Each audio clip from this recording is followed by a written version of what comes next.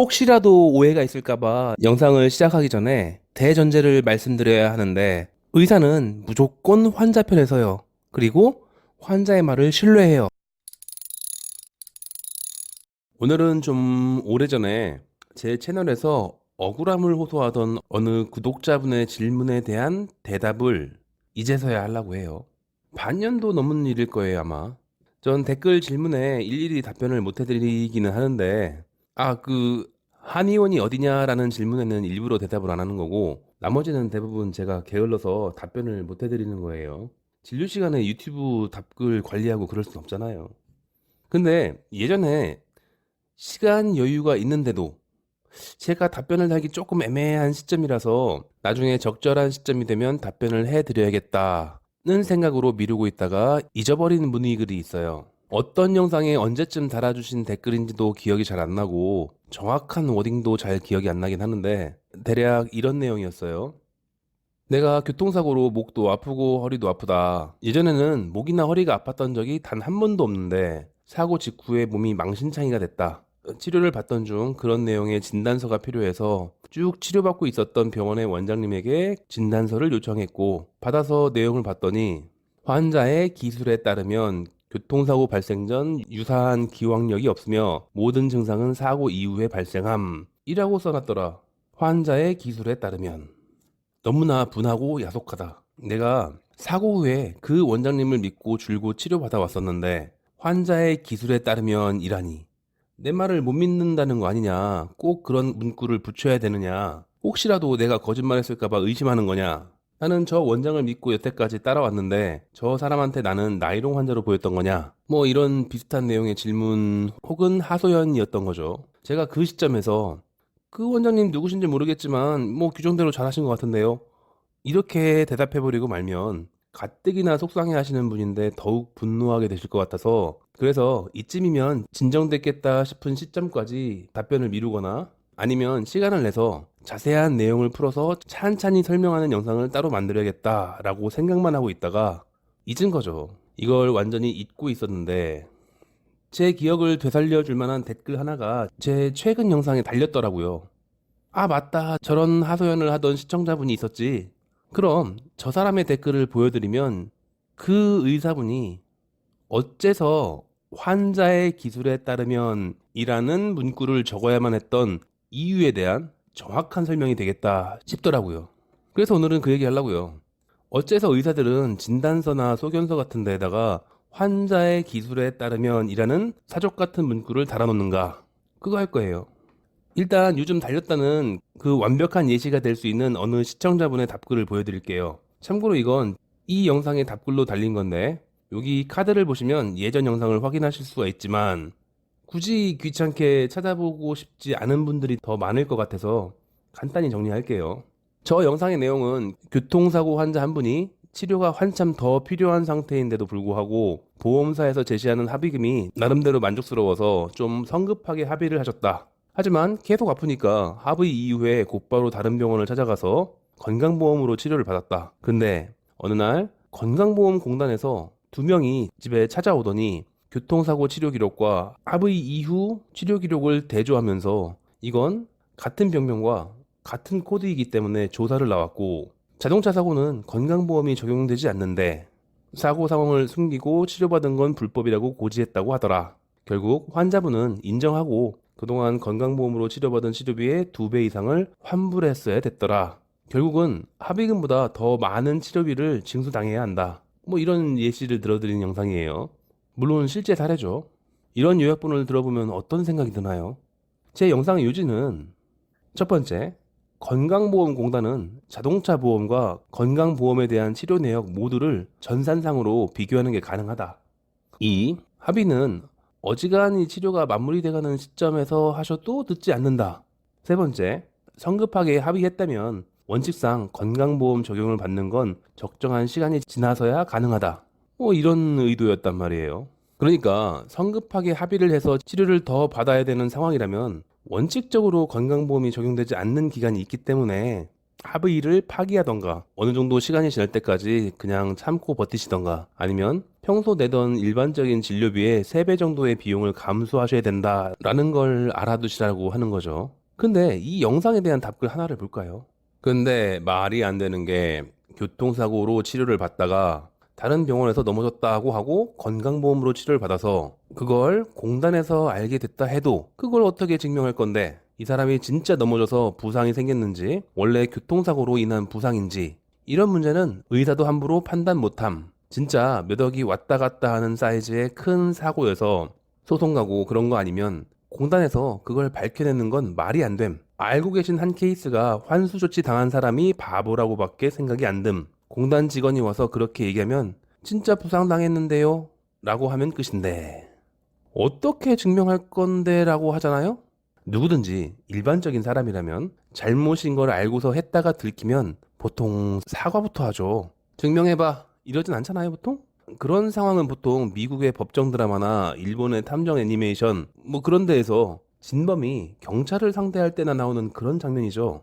보통은 저렇게까지 나오면 두근두근 할 텐데 야, 증명해봐. 이렇게 말할 수 있는 강심장이 있나요? 의사도 함부로 판단 못함 이라는데 맞아요. 의사는 기본적으로 일단은 환자 편이에요. 물론 이익을 위해서 환자의 적대적인 위치에 서주는 그런 병원도 있긴 한데 일단 의사는 보통 환자의 말을 믿고 환자를 신뢰해요. 아니, 내가 치료를 받아야 되는데 내가 내 몸에 대해서 거짓말을 해서 내 치료에 대한 혼선을 줄 이유가 없잖아요. 설마 자기 몸 상태에 대해서 거짓말할 이유가 없죠. 착각을 할 수는 있지만. 그러니까 아주 이상한 말. 예를 들어서 교통사고 난 다음에 류마티스가 생겼다. 뭐 이런 개연성이 없는 주장만 아니라면 일단은 환자의 말은 신뢰해요. 환자의 말은 절대로 무시하지 않죠. 공단은 그 몇 푼 안 되는 돈 때문에 치밀하게 조사할 리 없음. 일리 있어요. 환수하는 비용보다 조사비가 더 들 수 있겠다 싶으면 뭐 가능한 일이겠죠. 현재까지는 200원 정도의 오류가 있을 때 4,000원짜리 등기우편을 3번이나 보낼 정도로 비합리적인 판단을 하는 단체이긴 한데 뭐 어느 날 갑자기 경제적으로 효율을 판단해서 몇 푼 안 되는 거 조사비가 더 나올 수도 있으니까 그런 건 뭐 덮어두자 뭐 이렇게 할 수도 있겠죠. 근데 아직까지는 건강보험공단은 가성비나 효율 같은 걸 따지지 않아요. 환수당한 사람이 바보. 이건 양심의 가책을 느끼는 일반적인 사람들을 바보라고 하는 건 도대체 아니 자신의 잘못을 알고 있고 공권력에 해당되는 단체에서 조사를 나왔고 아니 그러면 사과하고 인정하고 그러는 거지. 증거 내놔. 조사 제대로 했어? 증거 가져오면 인정할게. 이런 건 아니잖아요. 진짜 부상당했는데요 라고 말해버리면 끝이라니. 이건 대놓고 사기치라는 거 아니야. 자, 이런 사람들이 실존해요. 그러니까 의사 입장에서는 방어를 하는 게 습관화돼 있어요.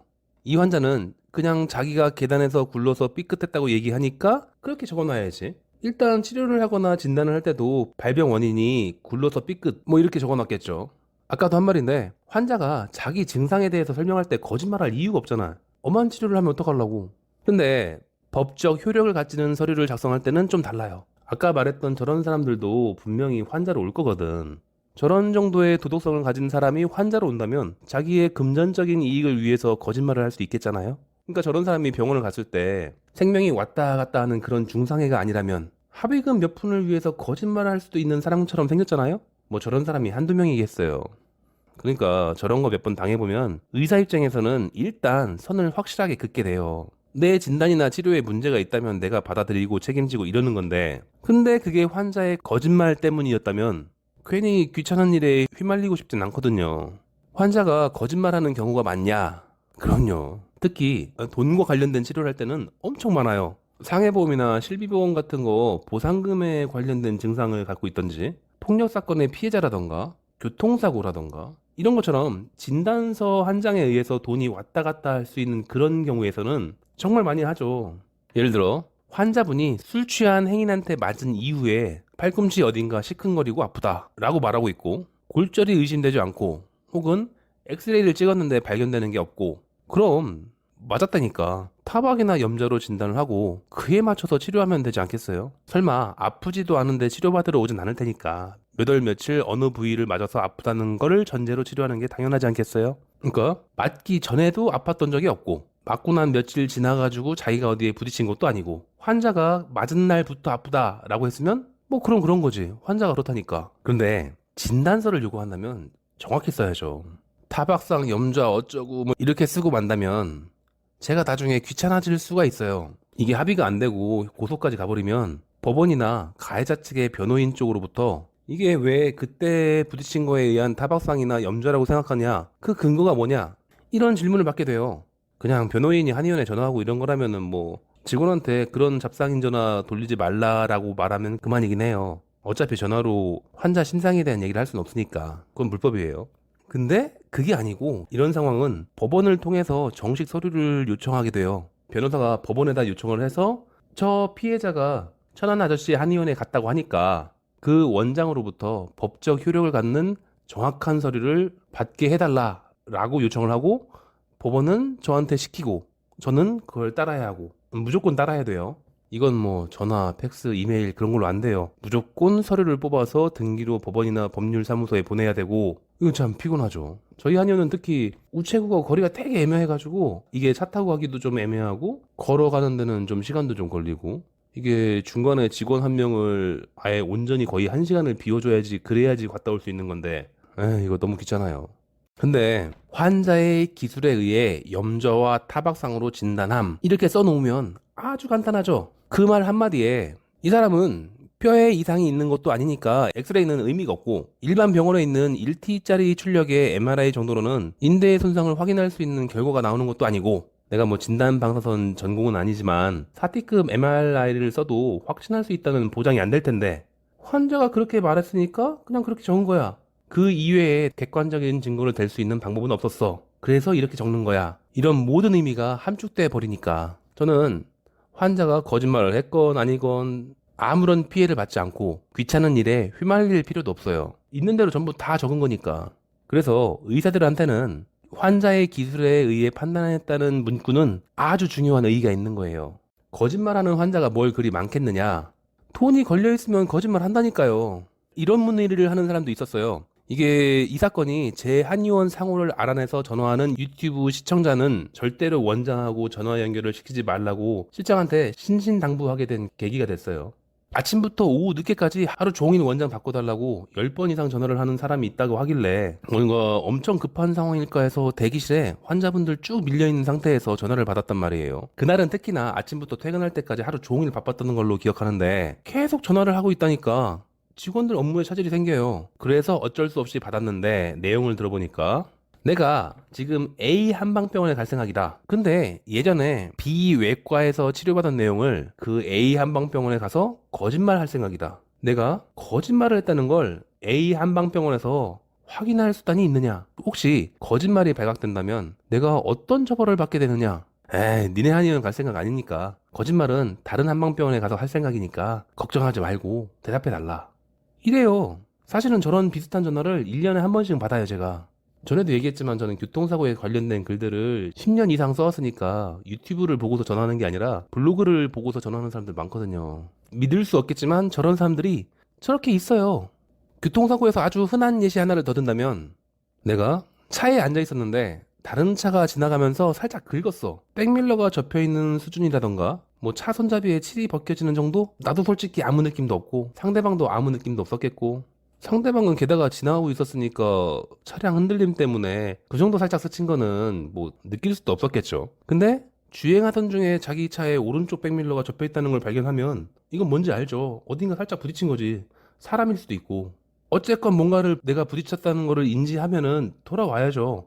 그랬더니 이 사람이 차에서 내려서 아이고 나는 사고 나서 허리도 아프고 손목도 시큰거리고 목도 안 돌아가네. 이게 납득이 돼요. 일단 경미한 사고가 직후에 아픈 거 자체가 말이 안 돼요. 보통은 하루 이틀 지나서 아프기 시작하지. 이건 납득이 안 되죠. 근데 의사는 납득을 해요. 뭐 차가 튼튼했던 건지 이게 뭐 이해할 수는 없지만 어쨌건 멀쩡했던 사람이 사고 직후부터 여기저기 아프다니까 당연히 믿어주고 치료해야죠. 물론 부상의 정도에 비해서 너무 오랫동안 차도가 없다든지 물론 부상 정도에 비해서 너무 오랫동안 차도가 없다면 이게 사고 전부터 아팠던 만성질환일 수도 있다라던가 사고 후에 육체적 노동을 너무 과도하게 해서 증상이 점차 악화되고 있다라든지 잘 낫지 않고 있다라든지 어쩌면 사고 때문이 아니라 현재 하고 있는 노동량이 통증의 주 원인일 수도 있다. 뭐 이런 의심을 할 수 있겠지만 어쨌건 환자가 사고 후에 아프다고 하면 아픈 거예요. 아까도 얘기했지만 환자의 착오는 고려해야 되지만 환자가 자기 몸에 대해서 거짓말을 할 리가 없다는 전제가 되니까. 다만 나중에 진단서 써줄 때에는 환자의 기술에 따르면 전 증상이 사고 직후부터 시작됐다고 하더라. 사고 전에 유사한 증상이 있었던 것도 아니고 사고 후에 악화시킬 만한 짓을 한 것도 아니라고 하더라. 뭐 이런 문구는 필수로 집어넣어야죠. 그러니까 모든 의사는 환자의 말을 전적으로 신뢰하고 치료하고 그러는데, 이건 뭐 사명감이나 의료인으로서의 어쩌고 하는 거룩한 이유가 아니고 설마 지 몸 고치려고 하는데 거짓말할까? 뭐 이런 확신 때문인 거예요. 하지만 법적으로 책임져야 할 소견서나 진단서를 적어야만 한다면 의사 본인이 내가 직접 확인한 객관적인 정보가 아닌 내용을 적을 때, 그때는 환자의 기술에 의하면 이라는 문구를 먼저 붙이는 게 보통이에요. 혹여라도 예전에 억울하다면서 하소연하셨던 그분이 뒤늦게나마 이 영상을 보게 되셨다면 일단 답변이 늦은 점에 대해서 사과드리고, 그 원장님은 원칙대로 하신 거니까 노여워하시지 말고 이해해 주세요. 이게 세상 모든 사람들이 당신처럼 정직한 것만은 아니라서 그래요. 자, 한 가지만 덧붙일게요. 아까 요거 보여드렸었죠? 이 댓글. 이거 뭐 요약하면은 바보같이 굴지 말고 거짓말을 해서 돈을 챙겨라 뭐 이런 거잖아요. 이건 참 양심 없는 사람이죠, 솔직히. 그런데 만약에 이 글을 쓴 사람이 보험사 직원이라고 생각해봐요. 그럼 딱 들어맞죠. 저게 바로 보험사 담당자들이 피해자한테 사기치는 방법이니까 정확히 보험사 담당자들의 흔한 거짓말 수법이에요, 이게. 환자한테 거짓말해서 우리 보험사에 돈을 아껴달라고 부탁하는 거. 겁나 웃긴 상황인데 어떻게 이렇게 완벽하게 똑같이 했나 모르겠어. 이게 분명히 걔네들이 흔히 하는 수법이거든. 이거 분명히 걔네들이 환자들 꼬드겨서 아이 그러지 말고 우리 조금 거짓말 해가지고 우리 회사는 돈 좀 아끼고 너는 좀 돈 좀 많이 벌고 네가 거짓말 해주면 우리 다 좋아. 그러니까 네가 피해자지만 우리 모두를 위해서 거짓말은 네가 좀 해줘. 들키면 어떡하냐고? 아예 안 들켜. 그리고 혹시 찾아오면 정확한 증거 달라고 해. 난 정말로 부상당한 거라고 그렇게 얘기해. 그럼 돼. 딱 이렇게 하니까요.